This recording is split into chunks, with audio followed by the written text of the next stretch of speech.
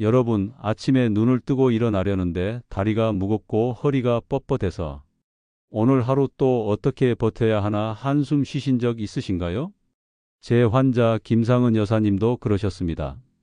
몇 걸음도 걷기 힘들어 외출을 포기하셨는데 작은 관리 습관 하나로 지금은 손주와 함께 공원을 산책하시며 환하게 웃고 계십니다.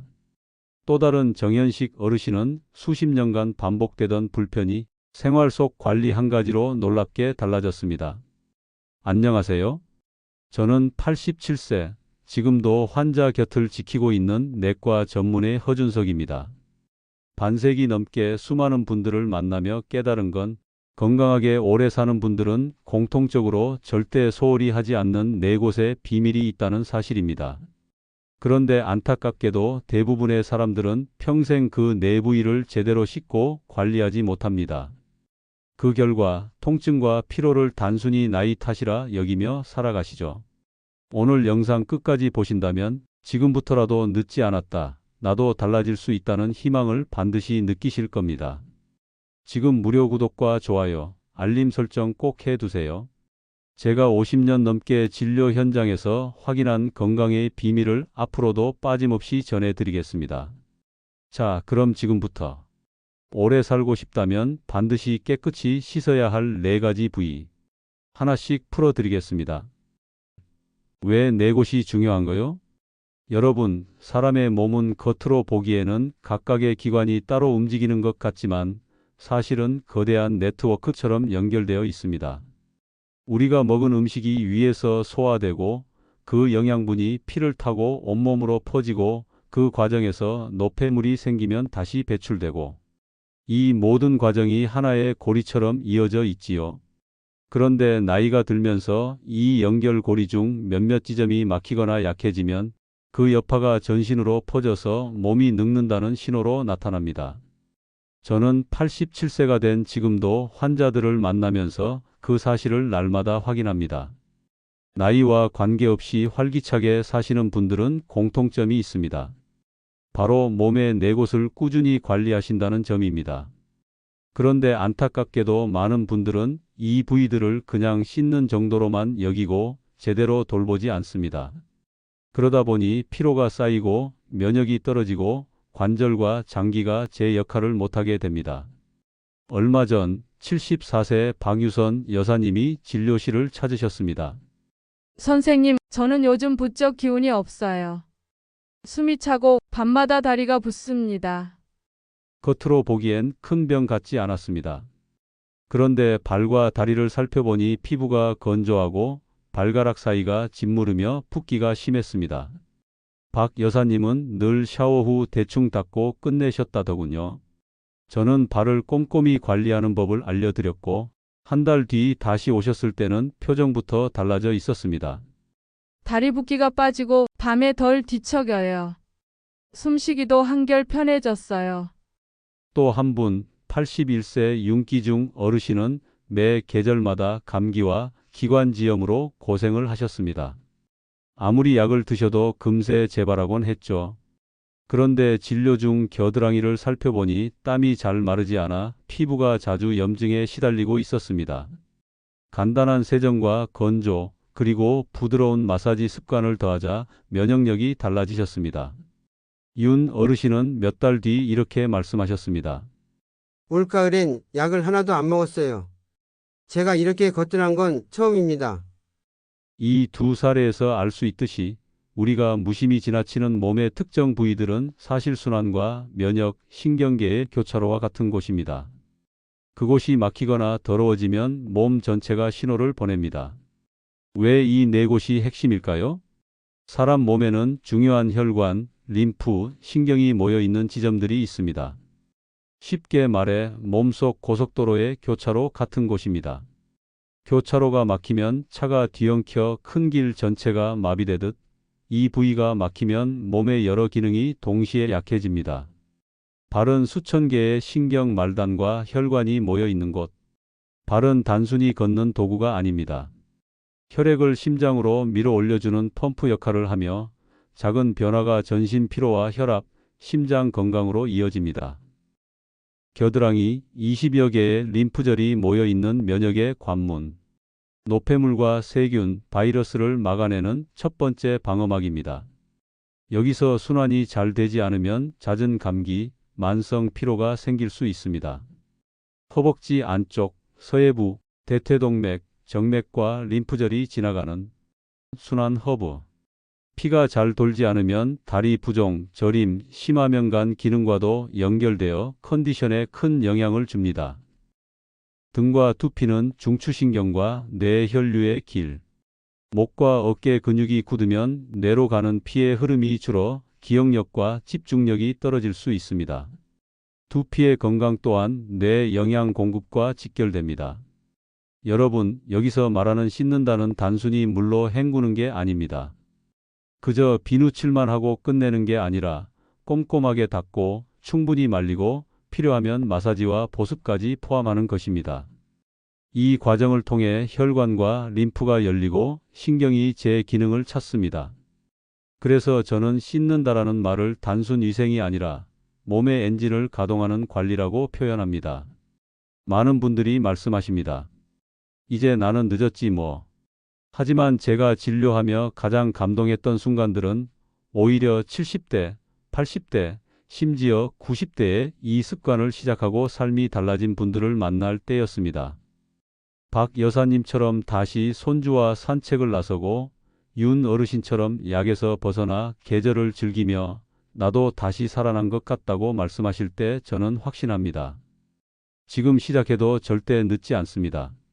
건강은 큰 비밀이 아니라 우리가 그동안 무심히 지나쳤던 작은 습관 속에 숨어 있습니다. 첫 번째, 부위부터 알아볼까요? 발 관리가 곧 전신 관리입니다.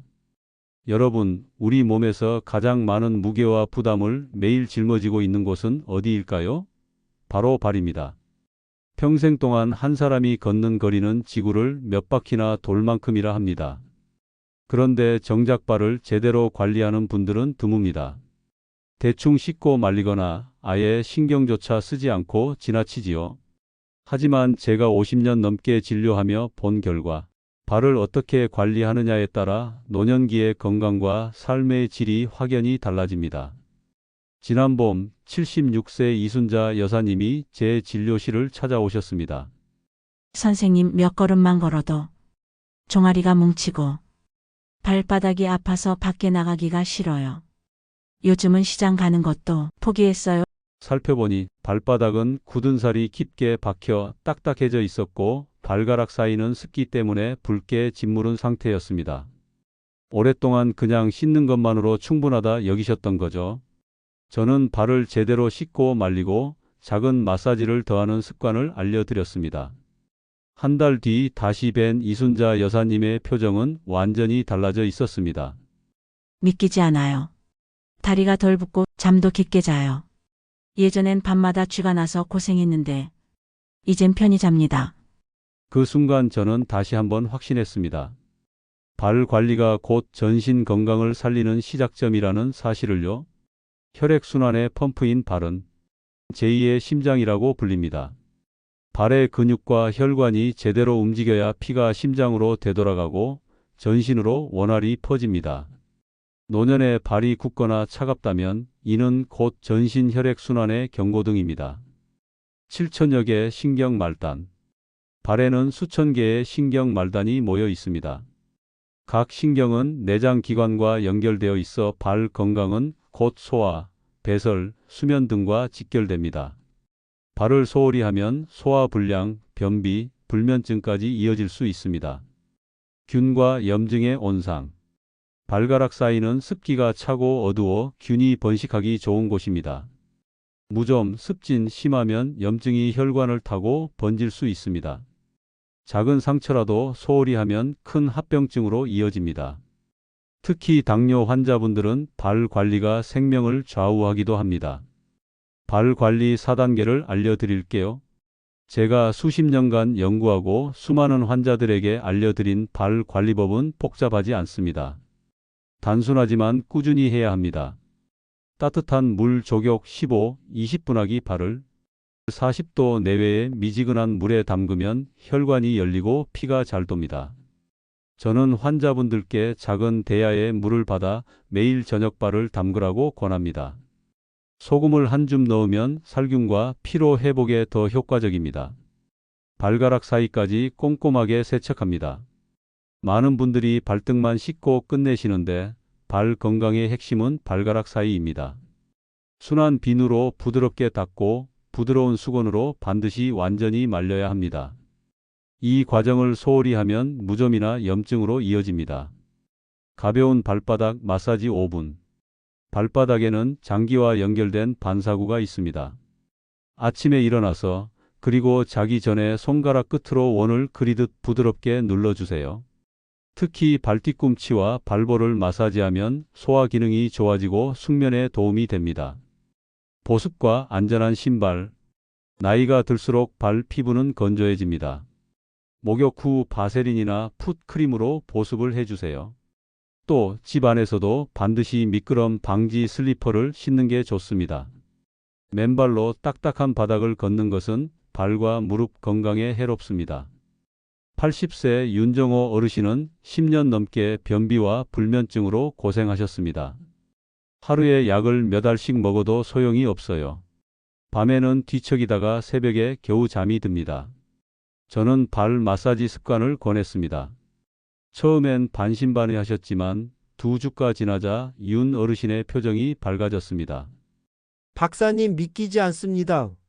변비가 훨씬 나아지고 밤에 깊이 자요. 새벽에 눈 뜨는 일이 줄었어요. 작은 습관 하나가 전신 건강에 이런 변화를 만들 수 있습니다. 발이 단순한 이동 수단이 아니라 몸 전체의 건강을 좌우하는 열쇠라는 사실을 보여주는 사례였습니다. 다음은 두 번째 부위, 겨드랑이는 면역의 관문입니다. 여러분, 우리가 흔히 겨드랑이를 떠올리면 어떤 이미지가 먼저 떠오르시나요? 땀이 나는 곳, 냄새가 나는 곳, 혹은 데오드란트로 가려야 하는 불편한 부위. 아마 대부분 그렇게 생각하실 겁니다.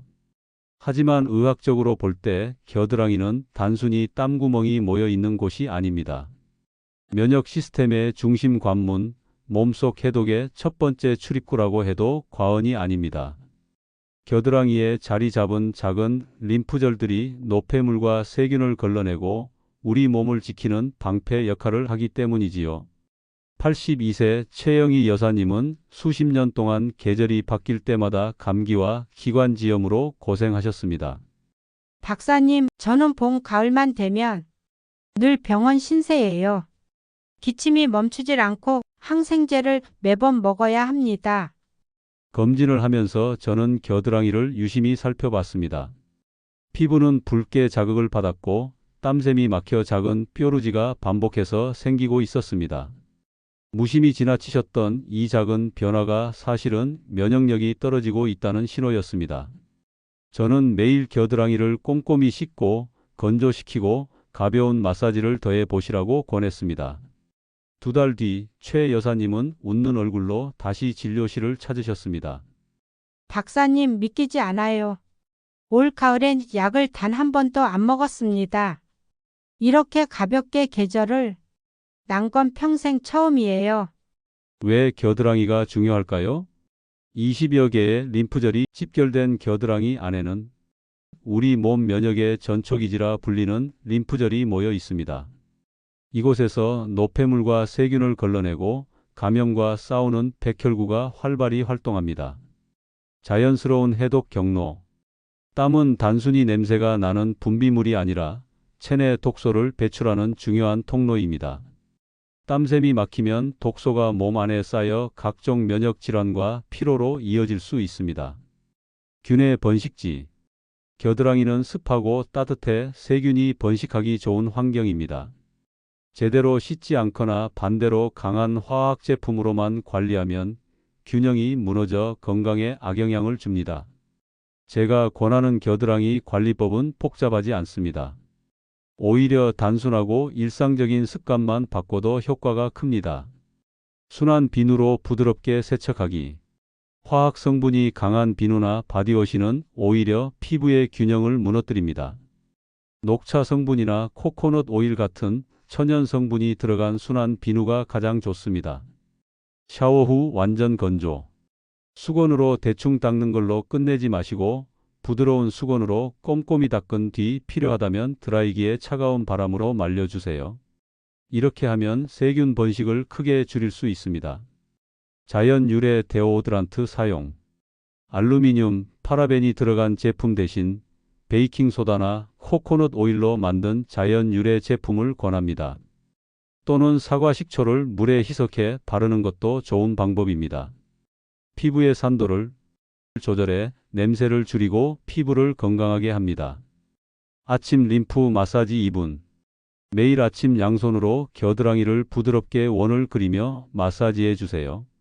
목에서 가슴 방향으로 살짝 눌러주면 림프의 흐름이 좋아지고 노폐물이 더 쉽게 배출됩니다.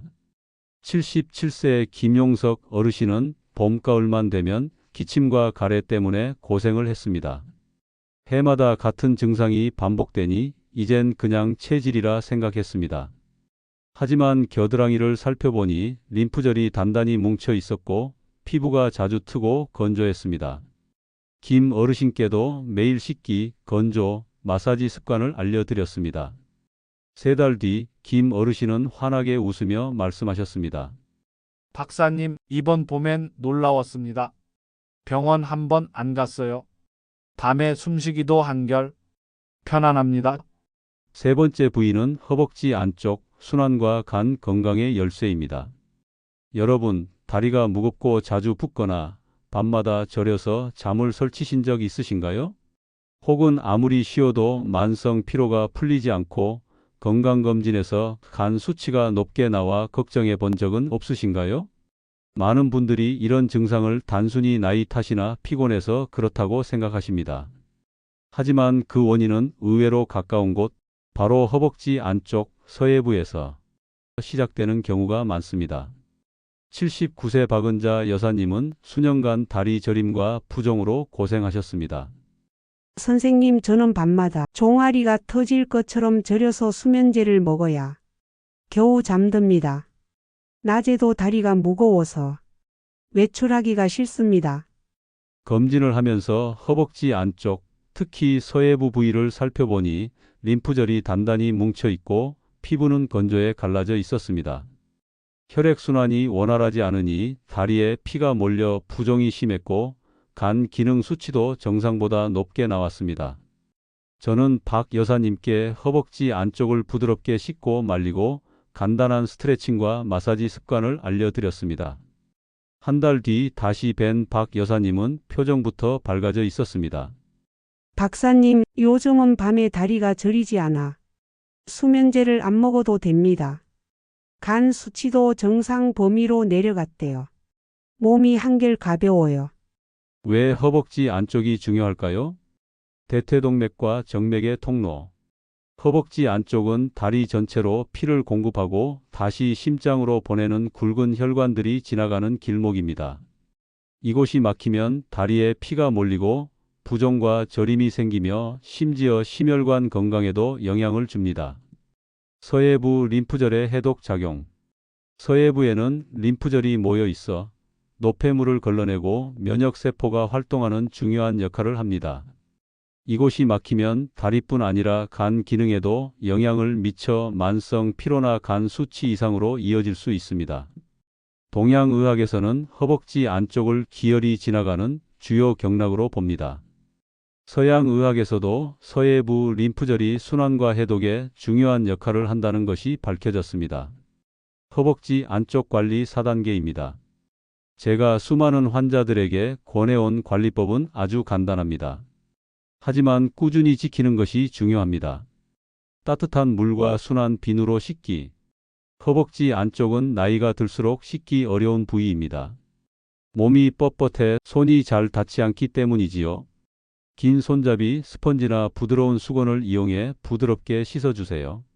샤워 후 완전 건조와 통풍. 이 부위는 습하고 따뜻해 피부 트러블이 생기기 쉽습니다. 샤워 후에는 반드시 수건으로 완전히 말리고 통풍이 잘 되는 면 속옷을 입는 것이 좋습니다. 꽉 끼는 속옷은 피가 잘 돌지 않게 하고 림프 흐름도 막습니다. 간단한 스트레칭. 가장 쉬운 방법은 나비 자세 스트레칭입니다.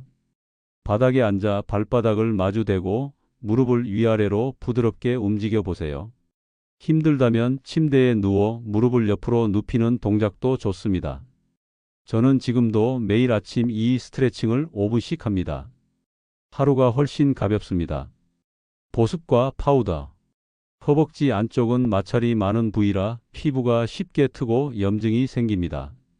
샤워 후에는 바세린이나 코코넛 오일 같은 보습제를 바르고 여름철에는 옥수수 전분 가루를 살짝 뿌려 땀으로 인한 불편을 줄이는 것도 좋습니다. 72세 이철수 어르신은 늘 만성 피로를 호소하셨습니다. 아침에 일어나도 몸이 무겁고 밥만 먹으면 바로 졸려요. 검진에선 간 수치가 높다고만 하는데 특별한 치료 방법이 없다고 하더군요.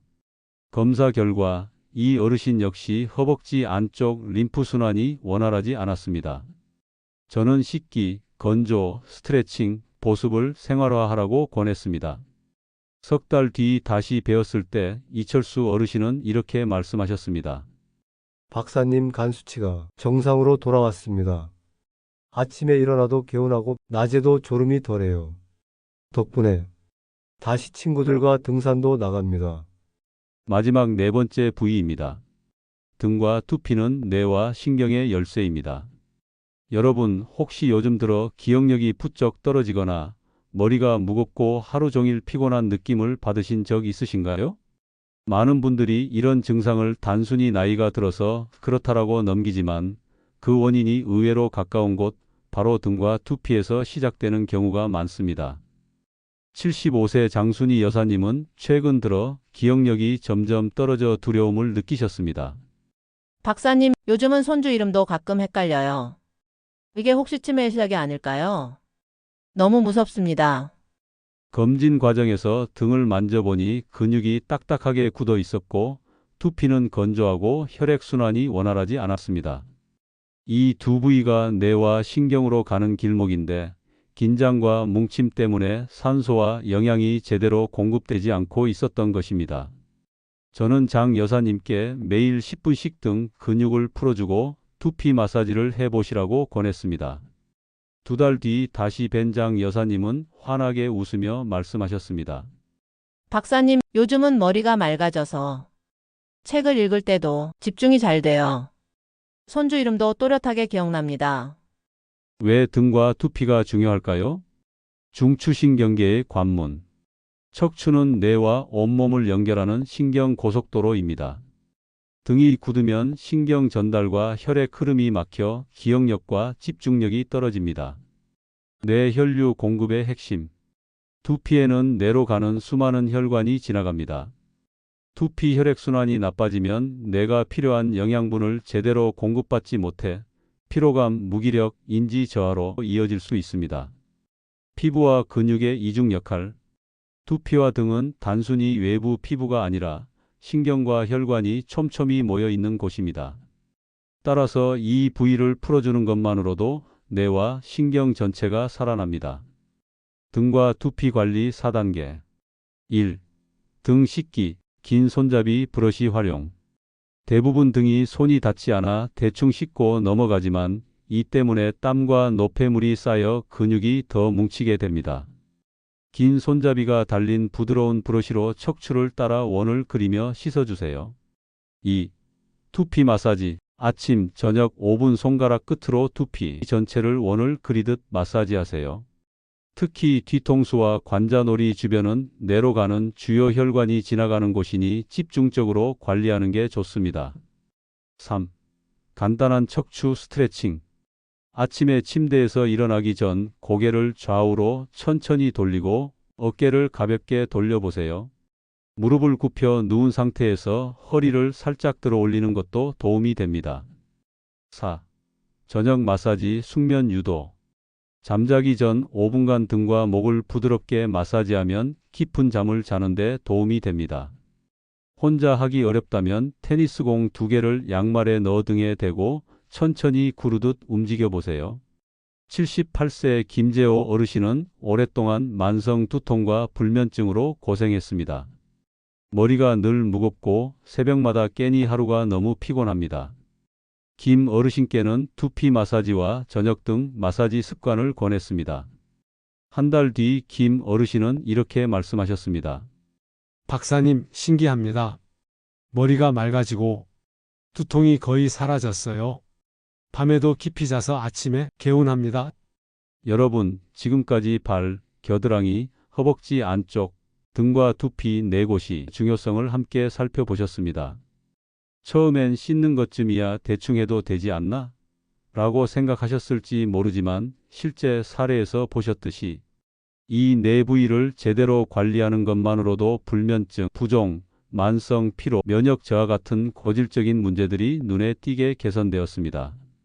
그렇다면 문제는 이것입니다. 이 좋은 방법을 어떻게 하면 꾸준히 실천할 수 있을까? 습관이 되지 않으면 금세 잊혀지고 효과도 사라져버리기 때문이지요. 84세 김정옥 여사님은 몇 년 전까지만 해도 늘 무기력했고 외출도 꺼리셨습니다. 하루가 너무 피곤해서 친구들 모임도 빠지고 손주 보러 가는 것도 힘들었어요. 제가 알려드린 방법은 거창한 게 아니었습니다. 하루에 15분, 네 부위를 요일별로 나눠 관리하는 작은 습관이었지요. 김 여사님은 월요일엔 발 관리, 수요일엔 겨드랑이, 금요일엔 허벅지 안쪽, 일요일엔 등과 두피를 집중적으로 관리했습니다. 나머지 날은 기본 세정만 하셨습니다. 몇 달 뒤 김 여사님은 이렇게 말씀하셨습니다. 박사님, 제 인생이 달라졌습니다. 아침에 눈 뜨는 게 즐겁고 친구들과 여행 계획도 다시 세우고 있어요. 손주랑 놀아도 예전처럼 금방 지치지 않습니다. 작은 습관이 삶 전체를 바꿔놓은 것입니다. 습관으로 만드는 네 가지 원칙은 한꺼번에 다 하려 하면 금세 포기하게 됩니다. 요일을 정해 그날은 한 부위만 집중 관리하세요. 예를 들어 월요일은 발, 수요일 겨드랑이, 금요일은 허벅지 안쪽, 일요일은 등과 두피 각 부위당 하루 단 5분만 투자하면 충분합니다. 족욕 5분, 마사지 5분, 스트레칭 5분, 누구나 할 수 있는 짧은 시간이지만 쌓이면 큰 차이를 만듭니다. 일상 동작과 연결해 보세요. 새로운 습관은 기존 습관에 붙여야 오래갑니다. 아침에 커피 마실 때 발바닥 마사지, TV 보면서 허벅지 스트레칭, 샤워할 때 등 브러싱, 잠들기 전 겨드랑이 림프 마사지. 이렇게 생활 속에 연결하면 시간이 없다는 변명을 할 수 없게 됩니다. 작은 변화를 즐겨보세요. 몸이 조금 가벼워졌다, 밤에 덜 깬다, 다리가 덜 붓는다 같은 작은 변화를 기록하고 즐기세요. 변화를 느낄수록 동기부여가 커지고 습관은 오래갑니다. 90세 이상 어르신은 무릎 통증과 부종으로 지팡이에 의존하며 생활하셨습니다. 이 나이에 뭘 더 해보겠나 싶었죠. 그냥 버티다 가는 줄 알았습니다. 하지만 매일 발 족욕과 허벅지 스트레칭, 저녁 등 마사지 습관을 더하셨습니다. 반년이 지난 후 이상호 어르신은 이렇게 말씀하셨습니다. 지팡이 없이 집 안을 걸을 수 있다는 게 얼마나 기쁜지 모릅니다. 손주 손잡고 공원까지 다녀왔어요. 90세에 다시 이렇게 걷게 될 줄은 몰랐습니다. 여러분, 절대 늦지 않습니다. 시작하는 순간이 가장 빠른 때입니다. 건강을 지키는 방법은 결코 거창하거나 비싼 것이 아닙니다. 우리가 평생 무심히 지나쳤던 작은 부위들, 그 네 곳에 조금만 정성을 쏟는 것, 그것이 여러분의 노년을 활기차고 당당하게 바꿀 열쇠입니다. 저는 87세의 나이에도 여전히 진료실에서 환자분들을 만나고 주말이면 산을 오르며 손주들과 시간을 보냅니다. 저라고 특별한 비법이 있는 것이 아닙니다. 그저 작은 습관을 꾸준히 지켰을 뿐입니다. 여러분, 오래 살고 싶으시다면 반드시 깨끗이 씻고 관리해야 할 네 곳, 오늘부터 실천해 보시길 바랍니다. 작은 변화가 큰 건강을 만들 수 있습니다. 오늘 영상이 도움이 되셨다면 좋아요와 구독, 알림 설정까지 꼭 부탁드립니다. 주변 어르신들께도 함께 알려주세요. 그리고 혹시 직접 실천해 보신 분들이 계시다면 어떤 변화가 있었는지도 댓글로 나눠주세요. 다른 어르신들께 귀한 정보가 됩니다. 다음 영상에서는 나이 들어도 기억력을 지키는 특별한 방법을 알려드리겠습니다. 건강한 하루 보내세요.